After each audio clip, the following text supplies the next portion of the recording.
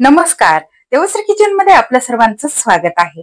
लहानपणीच्या काही आठवणी अशा लक्षात राहिलेल्या असतात त्या कधीही आपण विसरत नाही. तशीच आज मी एक तुम्हाला माझ्या लहानपणीची रेसिपी दाखवणार आहे. म्हणजेच माझ्या वडिलांच्या हातची आज मी तुम्हाला अंड्याची भाजी कशी करायची ते दाखवणार आहे. आम्ही लहान होतो, आम्ही 4 जण भावंड आणि आमच्या आईची खूप धावपळ व्हायची, त्यामुळे माझे वडील भाज्या आईला करू लागायचे आणि त्यातलीच अंड्याची भाजी खूप छान माझ्या वडिलांच्या हातची व्हायची आणि मला खूप आवडायची. आणि आणखीन एक तुम्हाला आठवण सांगते, तर मटकीच्या डाळीची भाजी सुद्धा माझे वडील डब्यासाठी खूप मस्त करायचे. त्याची चव आणखी सुद्धा माझ्या जिभेवरती रेंगाळते. तर आज अशीच एक माझ्या वडिलांच्या हातची भाजीची रेसिपी म्हणजेच अंड्याच्या भाजीची रेसिपी मी तुम्हाला दाखवणार आहे. म्हणजेच अंड्याची आमटी कशी करायची ते आज आपण पाहणार आहोत. तर पहिली लोक काय करायची, अंड्याचा भाजीचा जो थिकनेस असतो तो वाढवण्यासाठी किंवा एकसंत भाजी व्हावी म्हणून त्यात एकतर ज्वारीचं पीठ घालायचे किंवा मग त्यामध्ये डाळे वाटून घालायचे, म्हणजेच बारीक करून घालायचे. तर आज आपण अशाच पद्धतीने ही रेसिपी पाहणार आहोत.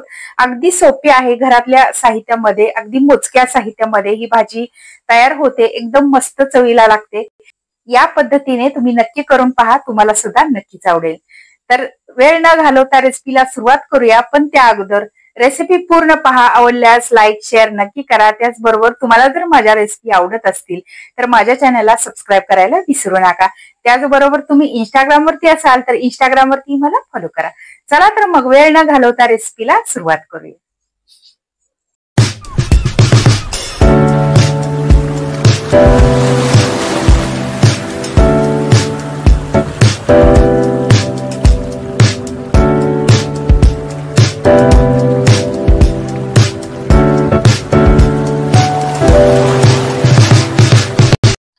अंड्याची आमटी करण्यासाठी इथे मी सुकं खोबरं मिक्सरवरती बारीक करून घेतलेलं आहे. त्याचबरोबर इथे मी अर्धी वाटी डाळे घेतलेले आहेत.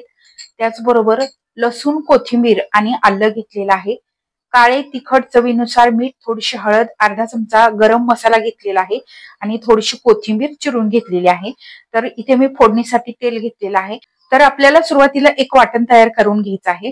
तर इथे मी हे खोबरं मिक्सरवरती बारीक करून घेतलंय. यामध्येच आपल्याला लसूण, कोथिंबीर आणि आलं घालून बारीक करायचं आहे आणि आपल्याला हे डाळे सुद्धा मिक्सरवरती बारीक करून याचं पीठ तयार करून घ्यायचं आहे.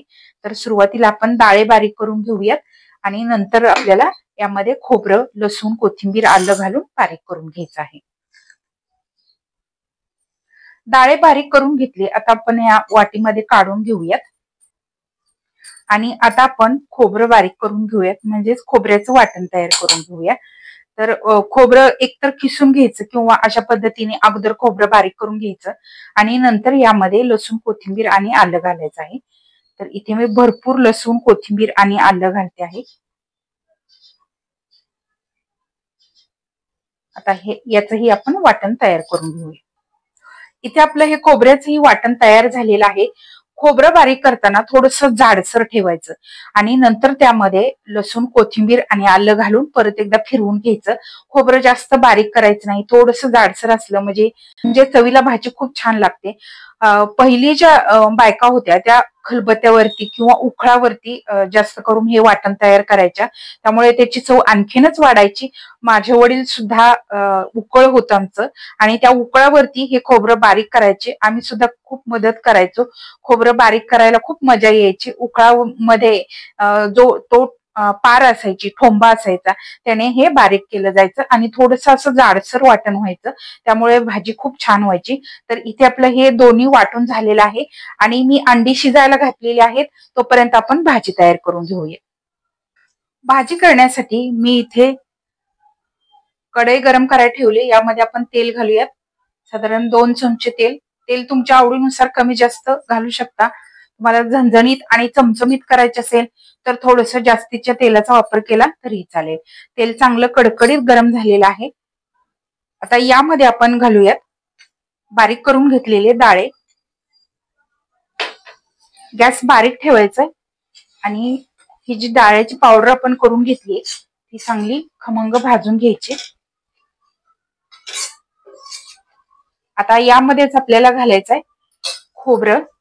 तर इथे आपण हे खोबऱ्याचं वाटण तयार करून घेतलं होतं ते घालूयात.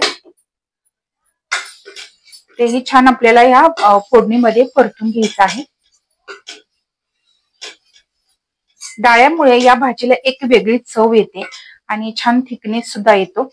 त्यामुळे यामध्ये आपण डाळ्याची पावडर किंवा पीठ घालतो आहे. हे व्यवस्थित परतून झालंय. आता यामध्ये आपण घालूया चवीनुसार मीठ.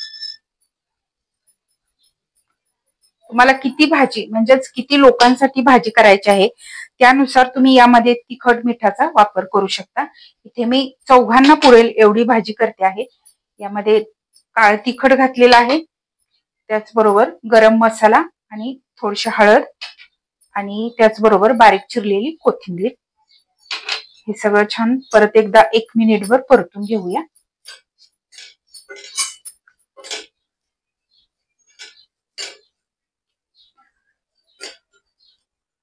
आता यामध्ये आपण घालूयात गरम पाणी.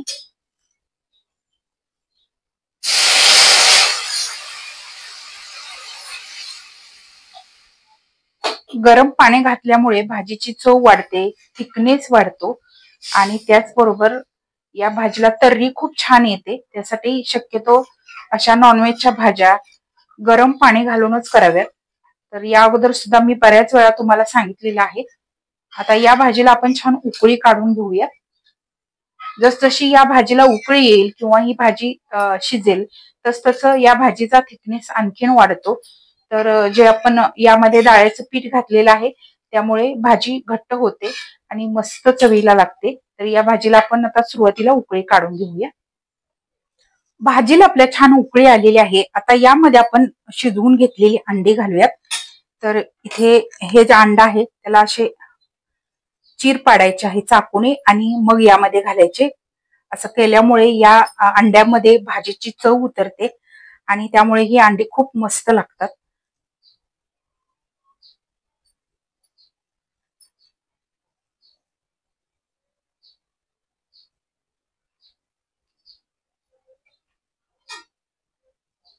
दोन ते 3 ठिकाणी असा कट मारायचा अंड्यांना. अंडी शिजवताना यामध्ये मीठ घाला म्हणजे ही अंडी लवकर शिजतात आणि त्याचबरोबर अंडी चवीला खूप मस्त लागतात. त्यासाठी अंडी शिजवताना कधीही मीठ घालून शिजवावी. आता यामध्ये ही अंडी घातलेली आहेत. आता या भाजीला परत एकदा 1-5 मिनिटे छान उकळून घेऊयात.